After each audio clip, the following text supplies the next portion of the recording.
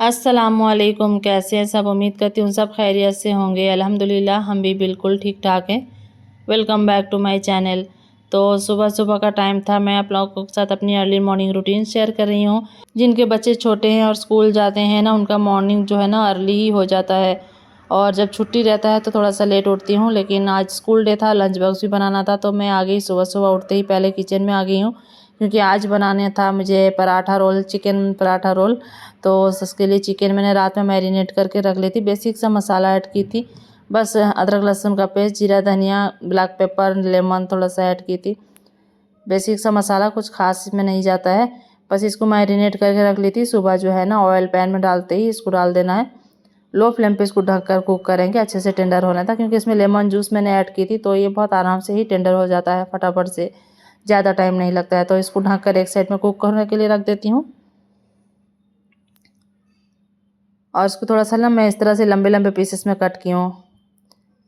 तो जब तक कुक होता है तब तक हम जो है ना पराठे के लिए मैदा जो है ना गूंथ लूँगी। तो यहाँ पे मैंने मैदे से बनाऊँगी, जैसे मार्केट जैसा पराठा रोल बनता है ना, वैसे ही आज बनाने का सोच रही थी, क्योंकि इसके पहले मैंने रोल बनाई थी, आप लोगों के साथ शेयर भी की थी। तो वो सिंपल सा रोल था, चिकन रोल, बस जैसा रैप करते हैं वैसा ही था। तो आज मैं सोची थोड़ा सा पराठे वाला बनाती हूँ। तो यहाँ पे थोड़ा सा नमक, 2 चम्मच ऑयल डाल दी हूँ। इसको जो है ना मिक्स कर लूँगी मैदे के साथ अच्छे से। इसके बाद इसमें पानी डालकर जो है ना गूंद लेंगे, इससे थोड़ा सॉफ्ट रहता है, आटा भी सॉफ्ट लगता है, पराठा भी सॉफ्ट बनता है। तो इसको थोड़ा थोड़ा पानी डालकर जो है ना सॉफ्ट सा डो लगा लेंगे। मुशीर के लिए पराठा रोल बनाऊंगी। ज़ैनब जो है ना कुकीज़ वगैरह लेगी, वो उसको उस तरह से रोल वगैरह खाना पसंद नहीं है, तो उसको जो है ना मैं कुकीज़ और केक्स वगैरह दूंगी। और उसका छुट्टी जल्दी भी हो जाता है, मुशीर का थोड़ा सा लेट होता है। मुशीर 2 बजे आता है सुबह से जो रहता है, तो उसके लिए उसको थोड़ा सा हैवी देना होता है। तो थोड़ा सा चिली फ्लेक्स भी डाल दूँगी यहाँ पे चिकन पे, और उसमें थोड़ा सा पानी है, इसको अच्छे से खुश्क कर लेंगे, इसको ढक कर। और 5 से 10 मिनट कुक कर लेती हूँ, जब तक मैदा भी रेस्ट में रहता है। तो यहाँ पे वाटर बोतल भी फिल कर लूँगी। बच्चे सो रहे होते हैं इस टाइम पे, तो मैं बहुत इत्मीनान से अपना काम करती रहती हूँ। तो यहाँ पे ना बॉटल फिल करके रख लूँगी। बच्चे बैग जो है ना अपना रात में ही पैक कर लेते हैं, टाइम टेबल सेट कर लेते हैं। तो इसके बाद जो है ना मैं चलती हूँ, थोड़ा सा कर्टन्स चेंज की थी, तो उसको भी धोना था। तो मैं सोची यहाँ पे मशीन भी लगा लेती हूँ, साइड में धुल रहा होगा और मेरा शायद दूसरा काम भी चल रहा होगा। तो जब तक काम मेरा ख़त्म होता है तो ये भी जो है ना वॉश हो चुका होगा। तो यहाँ पे मैंने कर्टन्स को जो है ना मशीन में डाल दूँ, बस डिटर्जेंट पाउडर डाल के इसको टाइमर सेट कर देती हूँ। और मेरा चिकन भी यहाँ पे जो है ना कुक हो चुका था, रेडी हो चुका था, और मैदा भी सेट हो चुका था। एक बार और गूंथ लेती हैं। देखिए इतना सॉफ्ट सा डो हमारा बन के तैयार हो जाता है। मैदे को अगर रेस्ट दे देते हैं ना तो सॉफ्ट हो जाता है, अच्छे से सेट हो जाता है। तो यहाँ पे मैं पराठे बना लूँगी, और चिकन भी चेक कराती हूँ आप लोगों को।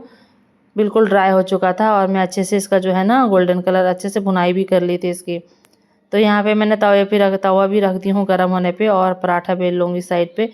पेड़ा थोड़ा बड़ा रखी हूँ, मैंने पहली बार इस तरह से पराठे बनाने का कोशिश कर रही हूँ, जैसे मार्केट में मिलता है ना, जैसे काठी रोल होता है, पनीर काठी रोल, उस तरह से पराठे रहता है ना, उसका कलर पूरा बहुत अच्छा लगता है, दिखने में बहुत अच्छा लगता है, और क्रिस्पी पराठा बनता है इसका। देखती हूँ आज मेरे से कैसे बनता है। तो यहाँ पे मैंने खुश्क मैदे का इस्तेमाल नहीं करूँगी, ऑयल डालकर इसको बेलते हैं। तो मैं भी यहाँ पे जो है ना ऑयल लगाकर अच्छे से खींच के अच्छे से बेल लूँगी, जितना हो सकता है उतना इसको फैला लूँगी। और इसके बाद जो है ना इसमें बीच में इस तरह से कट लगा लेना है, जिस तरह से लच्छेदार बनते हैं कट लगा लेने से। तो मैं इस तरह से मिडिल में कट लगा लूँगी, और इसको जो है ना थोड़ा सा ऑयल ऊपर से और एक बार लगाकर इसको इस तरह से फोल्ड कर लूँगी। इसको इस तरह से इकट्ठे कर लेते हैं, इसके बाद इसका पेड़ा बना लेंगे। ऐसे मैंने देखी थी कि इस तरह से अगर कट करके बेलते हैं तो लच्छेदार बनता है, लेकिन मेरा वैसा कुछ खास लच्छा वगैरह नहीं बना। इसको इस तरह से जैसे दुबई पराठा बनाते हैं ना, वैसा ही इस तरह से बन की तरह रखना है इसको। लेकिन इसको शायद ज़्यादा बेल ली हूँ, इसके लिए पता नहीं क्या हुआ प्रॉब्लम इसमें, लेकिन ठीक से इस तरह से इतना लच्छेदार नहीं बना। तो इस तरह से मेरा बेल चुकी थी, इसको हाथ से थोड़ा सा फैला लूँगी। इसके बाद जो है ना तवा भी गर्म हो चुका था, और इसको थोड़ा सा हाथ की मदद से भी थोड़ा फैला लूँगी। लेकिन मार्केट में जैसे बनाते हैं ना पराठे रोल, उसका लुक बहुत अच्छा आता है, एकदम गोल्डन हो जाता है फ्राई होकर, पराठा का कलर बहुत अच्छा आ जाता है। तो देखते हैं ये कैसा होता है। इसको जितना भी खींच लेती हूँ ये फिर जो है ना छोटा हो जाता है। तो यहाँ पे फ्लेम लो रखी हूँ। अब इसको साइड अलट पलट कर ऑयल डालकर इसको दोनों तरफ से अच्छे से सेंक लूँगी। थोड़ा सा ज़्यादा ऑयल डालना होता है ताकि क्रिस्पी हो, गोल्डन हो जाए। तो यहाँ मैंने बार बार ऑयल डाल रही थी, 3 से 4 चम्मच मैंने ऑयल डाल दी हूँ। इसको पलट लेती हूँ बस इस तरह से, जो है ना इसी तरह से कलर आया था, बहुत ज़्यादा गोल्डन भी नहीं हुआ था, जैसा भी था बिल्कुल ठीक ठाक था। इसको टेस्ट भी अच्छा आया था। और मैं यहाँ पे एक अंडा बीट करके इसमें डाल लूँगी। एक चिकन रोल बनाऊँगी तो इसके लिए अंडे में नमक और ब्लैक पेपर डालकर अच्छे से फेंट ली थी। अब इसको जो है ना पराठे के साथ सेट कर लेंगे, फ्लेम हाई रख के इसको अच्छे से प्रेस कर लेती हूँ। जो भी ज़्यादा एक्स्ट्रा अंडा जो है ना वो बाहर आ जाएगा और अच्छे से पक जाए। इसको अलट पलट कर दोनों साइड से जो है ना सेंक लेती हूँ। तो यहाँ पे हमारा पराठा रेडी हो चुका था। अब इसको जो है ना प्लेट में निकाल लूँगी, इसके बाद इसका रोल बनाएंगे। तो यहाँ पे प्लेट में निकाल ली हूँ। जितना भी सामान बिखरा हुआ है पहले इसको जो है ना हटा देती हूँ, फिर आराम से काम होगा। अगर स्पेस रहता है, जगह जितना खाली रहता है काम करने में अच्छा लगता है। तो यहाँ पे मैंने जो है ना रैप कर लूँगी जिस पे, और पेपर रख लूँगी, इसके ऊपर पराठे रखूँगी। अब इसके ऊपर जो है ना हम चिकन डाल देंगे जो हमने कुक किया था। थोड़ा सा ज़्यादा चिकन दे दूँगी, बाकी जो थोड़ा बहुत बचेगा इसका जो है ना मैं रोल बनाकर ब्रेकफास्ट में खा लेती हूँ। तो यहाँ पे जो है ना चिकन डाल दी थी, इसके ऊपर थोड़ा सा प्याज भी डाल देंगे। सैलड वगैरह में आप दूसरी सब्ज़ी भी इस्तेमाल कर सकते हैं, जैसे कैप्सिकम, कैबेज भी डाल सकते हैं, क्योंकि मुझे को पसंद नहीं है तो मैंने नहीं दूँगी, सिर्फ प्याज ही दी हूँ। थोड़ा सा ग्रीन चिली सॉस, थोड़ा सा टमाटो केचप डालूँगी। आपके पास जो भी सॉस है आप उसको इस्तेमाल कर सकते हैं, उसको डाल सकते हैं। और इसके बाद जो है ना थोड़ा सा चाट मसाला भी ऊपर से डाल दूँगी। सॉसेस थोड़ा अच्छे रहते हैं तो अच्छा लगता है। और ऊपर से थोड़ा सा ब्लैक पेपर भी डाल दूँगी। अब इसको जो है ना रोल कर लेती हूँ। रोल हमारा रेडी हो चुका है, बिल्कुल मार्केट जैसा, और पराठा क्रिस्पी हुआ था माशाल्लाह से, लेकिन इतना भी कलर नहीं आया था गोल्डन कलर जैसे मार्केट में रहता है।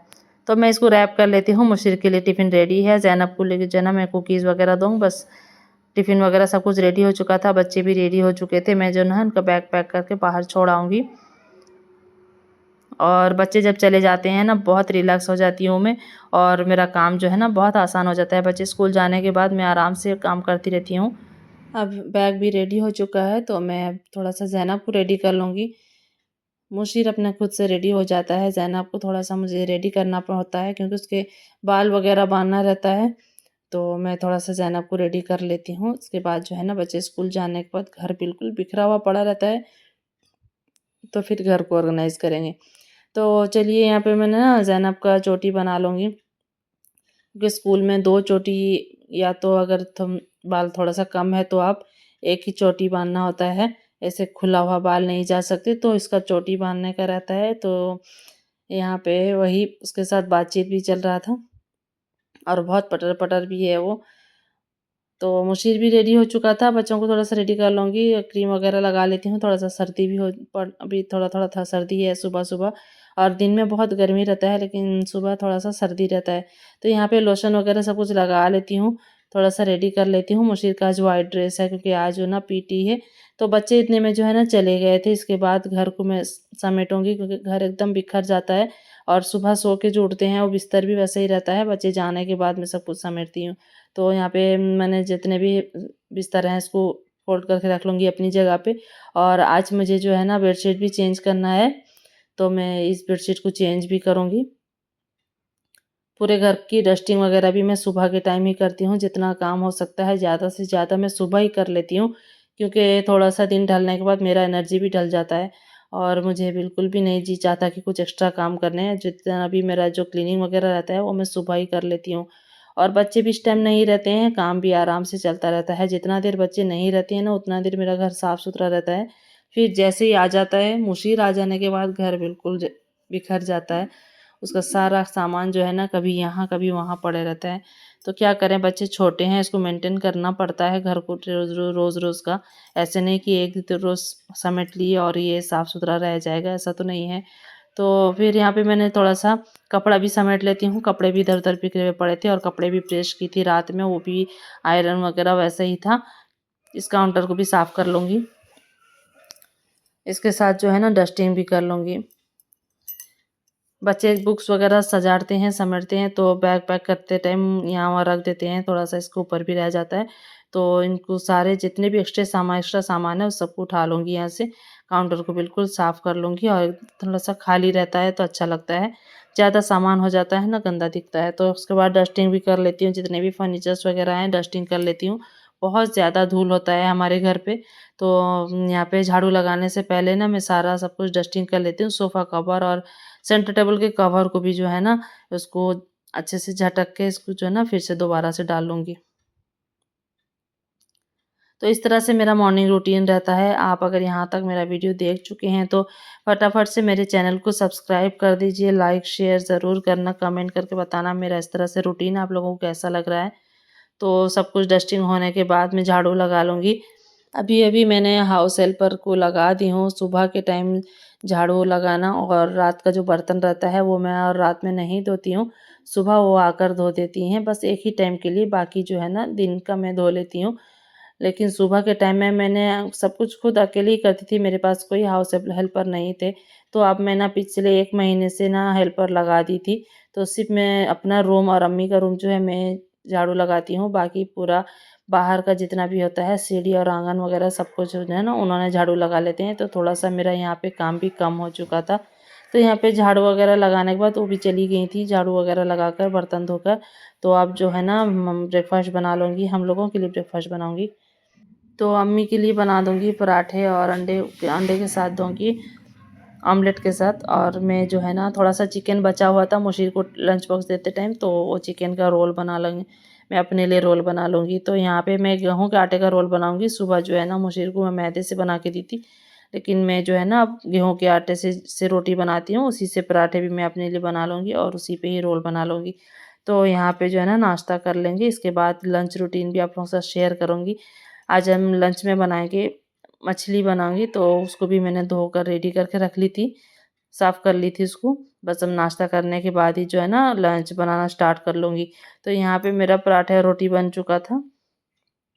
अम्मी को नाश्ता देने के बाद जो है ना मैं अपने लिए नाश्ता अपने लिए रेडी करूँगी रोल। तो यहाँ पे ऑमलेट बना लेती हूँ अम्मी के लिए। हस्बैंड ऑफ़िस चले गए थे, बच्चे भी स्कूल पे हैं, तो बस हम 2-3 लोग घर पे रहते हैं नाश्ता करने के लिए। तो सिंपल सा पोज़ बना लूँगी, एक पोज़, थोड़ा-सा ब्लैक पेपर और सॉल्ट सॉल्ट डाल दूँगी, सॉल्ट डालने के बाद जो है ना इसको पलट कर रोटी के साथ दे दूँगी।